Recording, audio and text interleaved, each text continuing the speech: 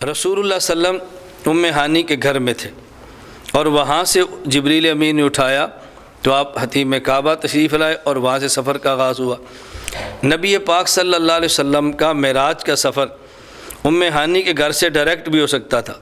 ام ہانی کے گھر سے آپ چاہے زمزم پہ آتے، وہاں سے براق پر بیٹھتے اور چل پڑتے، ایسا نہیں ہوا، بلکہ ام ہانی کے گھر سے پہلے کعبہ، پھر کعبہ سے چاہے زمزم سے براق اور براق سے سفر۔ یہ ترتیب کیوں بنائی؟ اس کی وجہ یہ ہے، دو لفظ نشین فرما لیں، ایک لفظ مقام ہے اور ایک لفظ مکان ہے۔ ایک لفظ مقام ہے اور ایک لفظ مکان ہے۔ مکانات میں سب سے پہلا مکان یہ کعبہ ہے۔ ان اول بیت وضع للناس للذی ببکۃ مبارکہ، سب سے پہلا مکان یہ کعبہ ہے، اور سب سے آخر مکان یہ عرش ہے۔ اللہ الذی خلق سبع سماوات ومن الارض مثلہن، 7 زمینیں پھر 7 آسمان، وسع کرسیہ السماوات والارض، پھر کرسی، وکان عرشہ علی الماء، پھر ماء پانی، اور پھر عرش۔ تو کعبہ مکان اول ہے اور عرش مکان آخر ہے۔ تو کعبہ مکان اول ہے، مکان اول۔ میں بتا رہا ہوں ام ہانی کے گھر کے بجائے کعبہ اور پھر کعبہ سفر کا آغاز کیوں ہوا؟ اس لیے ایک ہے مکان اور ایک ہے مقام۔ مقام میں سب سے اعلیٰ مقام یہ مقام نبوت ہے۔ مقامات شریعت میں 4 ہیں۔ نمبر 1 مقام ولایت، اس کے بعد مقام شہادت، اس کے بعد مقام صداقت، اور اس کے بعد مقام نبوت۔ تو شریعت میں 4 مقامات میں سے پہلے مقام ولایت اور اوپر مقام نبوت۔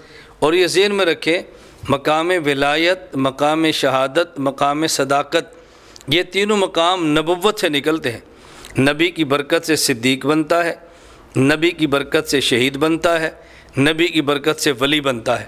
تو یہ تینوں مقام کہاں سے نکلتے ہیں؟ نبوت سے۔ معلوم ہوا کہ اصل مقام یہ مقام نبوت ہے۔ اور نبی کریم صلی اللہ علیہ وسلم کا کمال یہ تھا کہ آپ نبی اول بھی تھے، نبی آخر بھی تھے۔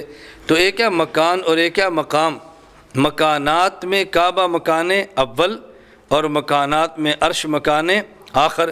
اللہ کے نبی کے مقامات دیکھیں تو آپ اول بھی ہیں، آخر بھی ہیں۔ چونکہ نبی اول تھے تو اس کا تقاضا یہ تھا آپ کعبہ سے شروع ہوتے، چونکہ نبی آخر تھے اور اس کا تقاضا یہ تھا آپ عرش پہ جا کے رکتے۔ تو چونکہ مکانات میں پہلا مکان کعبہ ہے، ام ہانی کا گھر نہیں ہے، اور مکانات میں آخری مکان عرش ہے، اور مقامات میں اللہ کے نبی اول بھی ہیں، نبی آخر بھی ہیں۔ تو چونکہ مقامات کی ابتدا بھی ان سے ہے، مقامات کی انتہا بھی ان سے ہے، تو اللہ پاک نے مناسب یہی سمجھا کہ مکانات کی ابتدا بھی ان سے ہو اور مکانات کی انتہا بھی ان پر ہو۔ اس لیے آپ کو کعبہ سے سفر کا آغاز کرایا گیا۔ پھر آگے بات سمجھیں، کعبے کے 2 حصے ہیں۔ ایک وہ حصہ جو چھتا ہوا ہے، 4 دیواری ہے، جس میں دروازہ ہے، کنڈی ہے، تالا ہے، پردہ لٹکا ہے، اور ایک حصہ جو چھتا ہوا نہیں ہے، صرف دیوار بنی ہے، جسے حتیم کعبہ کہتے ہیں۔ اللہ آپ سب کو لے جائے، آپ اپنی آنکھوں سے وہاں قریب سے جا کر دیکھیں۔ حتیم کعبہ بھی کعبے کا حصہ ہے، لیکن یہ چھتا ہوا نہیں ہے۔ قد آدم کے برابر دیوار ہے، سفید رنگ کا پتھر لگا ہوا ہے، اور درمیان میں اور دونوں کونوں میں اس کے اوپر یہ سمجھیں فانوس سے لگے ہوئے ہیں، وہاں یہ ایک دیوار بنی، اس کا نام ہے حتیم کعبہ۔ رسول اللہ صلی اللہ علیہ وسلم کے سفر کا آغاز پھر کعبہ کے اس حصے سے نہیں جو چھتا ہوا ہے، بلکہ اس حصے سے جو کھلا ہوا ہے۔ تو کعبہ کی بجائے حتیم کعبہ سے کیوں ہے؟ اگر اللہ کے نبی کعبہ سے سفر کا آغاز کرتے تو وہ کعبہ جو چھتا ہوا ہے وہاں سے آغاز کرتے، وہاں تو دروازے تک جانے کے لیے سیڑھی چاہیے، اور اندر جانے کے لیے دروازہ کھولنا پڑے گا، دروازہ بھی ہے، پھر کنڈی بھی ہے، اور پھر تالا بھی ہے، اور وہاں کوئی جا سکتا ہے، ہر بندے کے بس میں نہیں ہے۔ اور حتیم کعبہ کھلی جگہ ہے، نہ تالا ہے، نہ سیڑھی ہے، نہ کنڈی ہے، نہ دروازہ ہے، نہ آنے پر پابندی، نہ جانے پر پابندی۔ اللہ کے نبی کعبہ کے اس حصہ سے جاتے کہ جو تالے والا اور چھتا ہوا اور دروازے والا تھا۔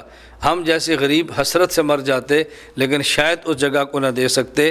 اللہ نے غربا اور مساکین امت کا خیال فرمایا، تو سفر کا آغاز اس کعبہ کے حصہ سے، کعبہ کے اس حصہ سے کروایا کہ جس میں تالا بھی نہیں، کنڈی بھی نہیں، دروازہ بھی نہیں، نہ آنے پر پابندی ہے نہ جانے پر پابندی ہے، تاکہ غریب کو حسرت نہ رہے، وہ اس مکان کو دیکھنا چاہے تو آنکھوں سے دیکھ سکے جہاں سے پیغمبر کا معراج شروع ہوا۔